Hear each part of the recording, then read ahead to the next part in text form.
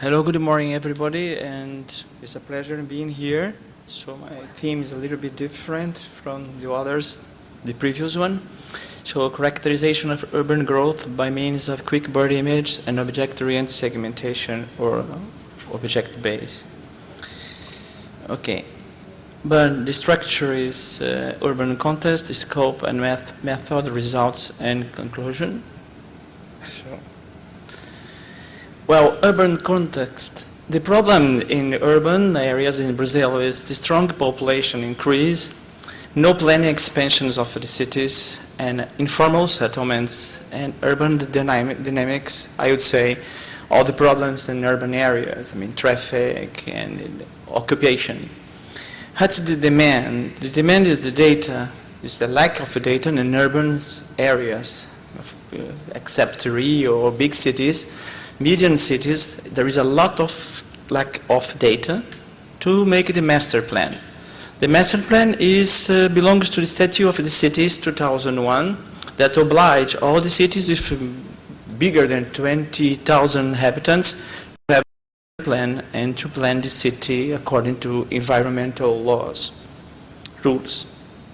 So, here in the state of Paraná, here in the region of metropolitan area of Curitiba, so around 800 kilometers south from Rio de Janeiro. So is the metropolitan area of Curitiba is, according to the EBGE, is around 3 million inhabitants in this metropolitan area. The growth rate is one of the highest in Brazil, 3%. And we have 29 municipalities in the metropolitan area. So the unplanned urban growth menaces and limits the natural environment, because in this region here, let's see, you have this a lot of springs and reservoir that helps to the water in Curitiba, you see. And of course, why you have this growth rate of 3%? Industrialization in the state of Paraná and mechanization of the agriculture brings a lot of people to this metropolitan area that grows a lot, you see. So, the scope is to verify the feasibility of high-resolution image to recognition and classification of features indispensable for urban planning. You see, the demanding of metropolitan area is always data. Yes, like, I think object-oriented, high-resolution images play a very important role in this subject. Establish methodology. I mean, it's very hard to study methodology because every municipality has your specifications, but you can just, make some guidelines of the dynamics of urban growth using the easiest and the most reliable way of obtaining spatial data information. The methodology applied is based on 3 rules. Okay, and while you say in this morning in the keynotes, that's very important here, it's extremely important, is this knowing about the urban environment. It's a very complex environment. It's a very complex phenomenon. It's a urban phenomenon in our cities, and Brazil is the growth. I would say not growth, but the city is swelling. See, it's not unplanned. Oh, sorry, got back here. So, knowledge base of the organization of the knowledge base and semantic net, generate objects or features by means of image segmentation, identify description, could discriminate better the interest features by means of multivariate analysis. So this is the region, you see, that is the small, this in the red here, you have these informal settlements. Informal settlements that people that live here, that they don't have land tenure. So they live here, but they don't have property. And these people, generally, they stay in the region, and the government now is trying to make a kind of regularization of these areas. So even if they are in the environmental areas here, protected areas, they have to manage how to deal with it. I mean, who is going to be displaced to other place? Curitiba metropolitan area here has no place to growth. Everything, the remains areas here is protected, forest and springs. So this is one of these informal settlements, you see. That's heavily riparian vegetation here, and that rivers go direct to the reservoir, and sometimes there is a lack of switch here that makes pollution in the river, you see. Our problem is awful to reservoir. The method, you see, and methodology is based on recognition of urban features, but based on knowledge base, context information, and selection meaningful parameters to classify objects or segments. The meaningful parameters is to select which parameter is better to classify the image. The data available is cadastral maps. That's not general. I said before, you see, many municipalities, they don't have good cartography. QuickBird image and any DVI, vegetation index, image interpretation key, and then you went to the field to make it. So that's is this the region? Imagine there is a lot of marsh here, water, and there is these irregular settlements, unpaved roads. So the outline of the methodology. So you can try to make off of a key of the methodology. The high resolution image, the entry is visual interpretation of the urban features. The process, hierarchy, classes, and output, the semantic net. Then the process image, growth of the region, segmentation. The process, even the image you segmented, the objects and super-objects.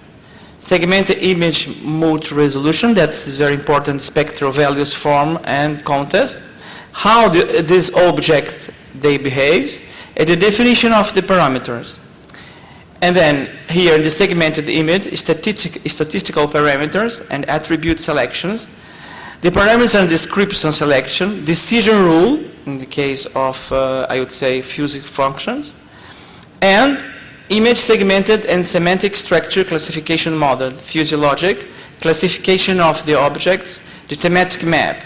The thematic mapping and the regional field check. Interpretation of the parameters of the classified objects, classification assessment, and accuracy index. So, and this, sorry for this in Portuguese, you see I didn't have time to translate these objects. Then you have this urban area, no occupied, and occupied area, no occupied area. And then you draw all the classes and that we recognize in the field. Descriptors. In order to help the process of choosing discriminatory variables, you use the variables spectral and shape. You developed a very straightforward statistical method, how you call degree of discrimination, the potential of each variable to single out a specific class, using statistics like percentiles, and then you can make here a kind of plot chart that shows the representation of data, and you have the relationship, the properties, and the decision. The discrimination at the value equal to 1, I would say the variable is selected. The discrimination and bigger than 0.7 variable and pre-selected. And when you have the discrimination degree equals to 0, then you have this excluded.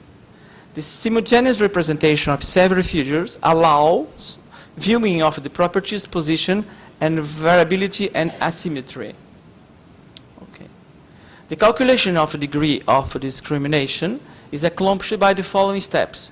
Calculate the percentiles and 5% and 90% for object A.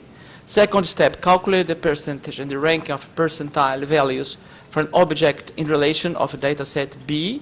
And then, according to the equation that I'm going to show in the next, you have to this analysis of the variables. So, and then you can use, for instance, his texture, you can use average of panchromatic band, and to choose which variables statistically is better to discriminate one class.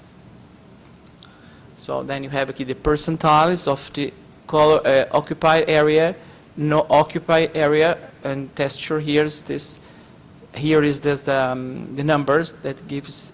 You can transform it in a box plot. So after this, then I have the classification of the image, considering all you know about hierarchical classification and contest.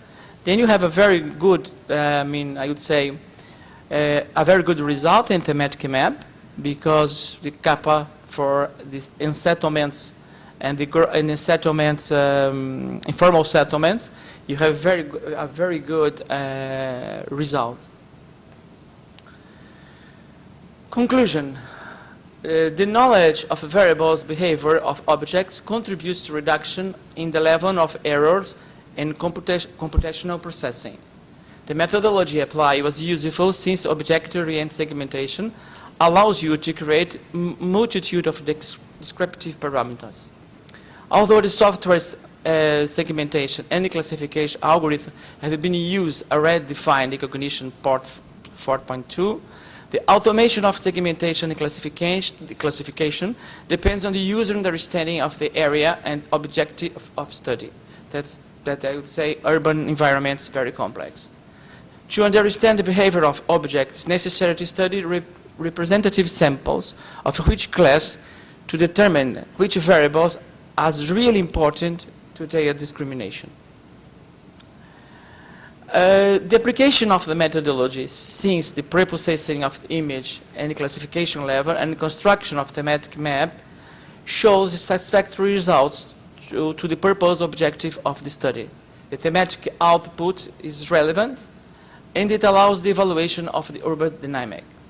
The increase of importance of integration and land information system LIS and remote sense requires a continued improvement of methods of segmentation and classification.